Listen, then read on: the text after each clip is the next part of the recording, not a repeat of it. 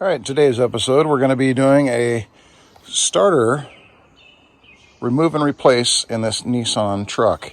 This is a 1995 with the V6, and from what I've looked at, it looks like it's going to be a real fun job. And according to a shop I called, they were quoting me 4 hours of labor just to get this thing out, which included removal of the exhaust manifolds, oil filter, inner fender liner, etc., etc. So I think we can do it a little quicker, probably a lot cheaper. So let's get to it. So this is my problem, guys. This truck slowly started cranking slowly.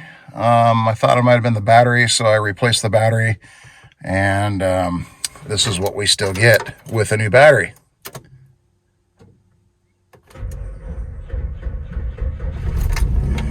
Barely starts up. So let's see if we can remedy that today. All right. Okay, so the first thing you're going to want to do is jack this thing up and remove the passenger side front wheel. So let's get to it. One real important step you guys are going to want to do is to remove both the positive and negative terminals of the battery before you start removing any of the connections on the starter or messing around down there at all, because you could get it to arc and cause all kinds of problems. So we'll just avoid all that and remove the two battery terminals.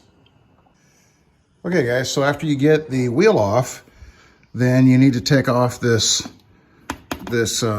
splatter shield, or whatever you want to call it.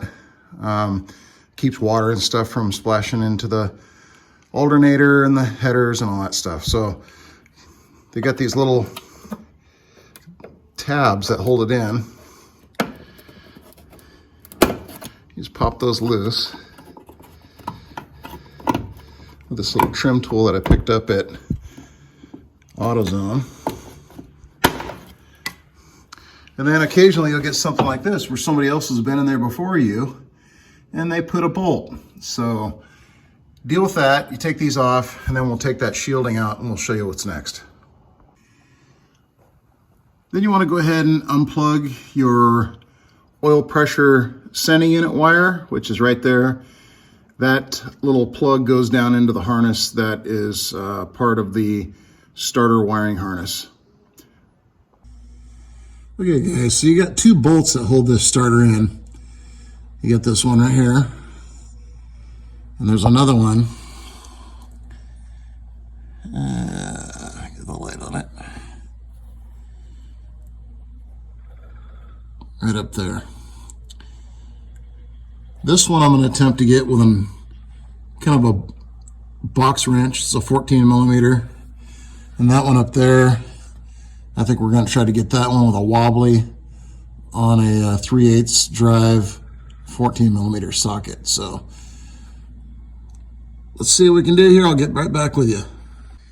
Okay guys, so this is what I'm going to use to try to get this lower bolt out first.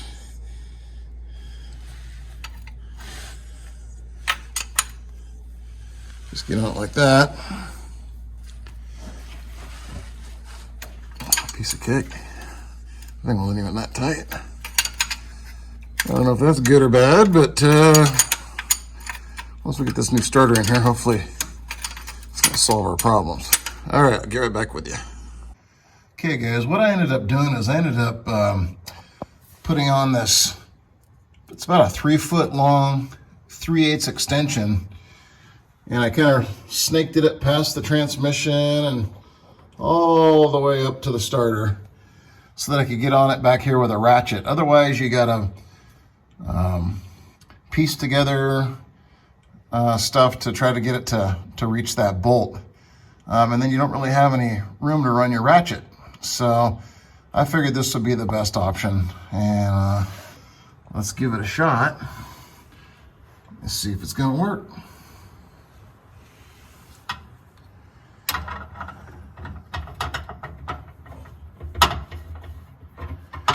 Of course, filming and wrenching with one hand. Here we go.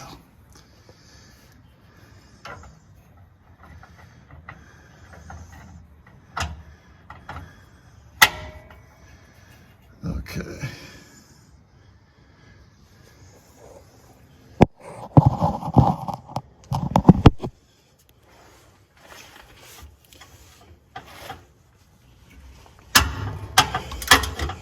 That's the sound we want to hear.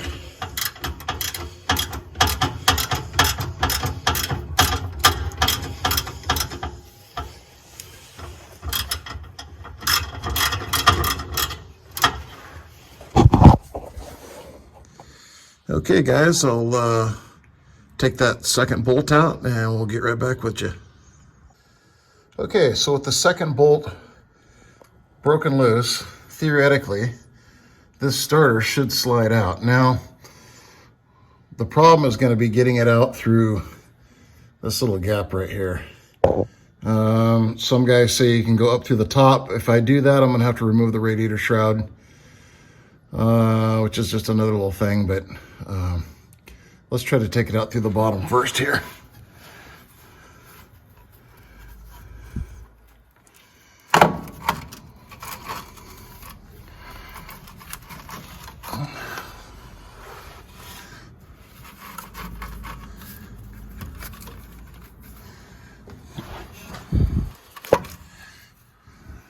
Oops. Okay guys, what I had to do, I had to loosen up. They've got these little deals here, these little guides. They're like a little retainer for the automatic transmission lines. And if you don't take that bolt out and loosen this up so this has just a little bit of flex, you can't move this starter out of here. It's just jammed up inside the lines and all that stuff. So what I had to do is I had to loosen that, and I was able to pull the starter out through kind of the front here. And then my plan is to kind of maneuver it up. But again, we've got these lines here that I'm going to have to maneuver around with the other hand. So I won't be able to film this. I apologize. Okay guys, well I got it out. And the biggest hang up that you're going to have is these transmission lines right here, because they're butted right up against the oil pan, and it gives you very little movement to get it out. I ended up maneuvering it around and then dropped it right out through this spot here.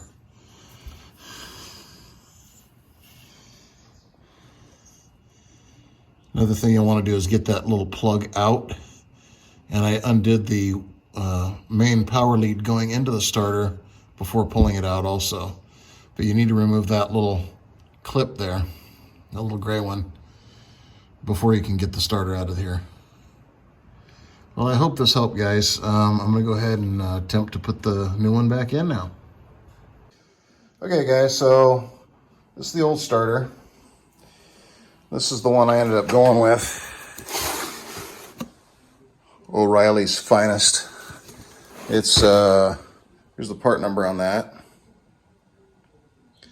Again, this is for a 1995 Nissan pickup. This is a two-wheel drive with a V6 and automatic transmission.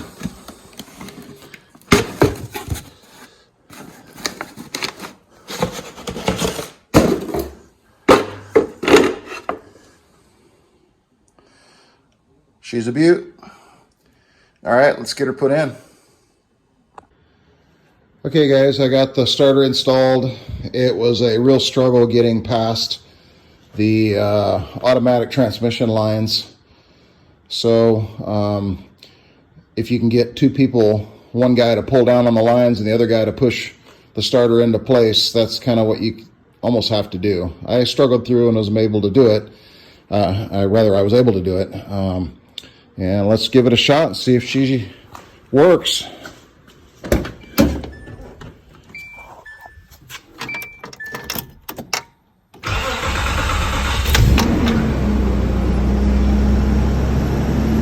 Well guys, as you can hear, that thing spins over way faster than that other old starter, and that was definitely what the problem was with this truck.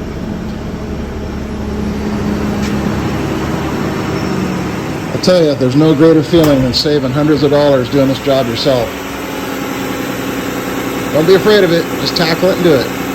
All right, we'll see you on the next one.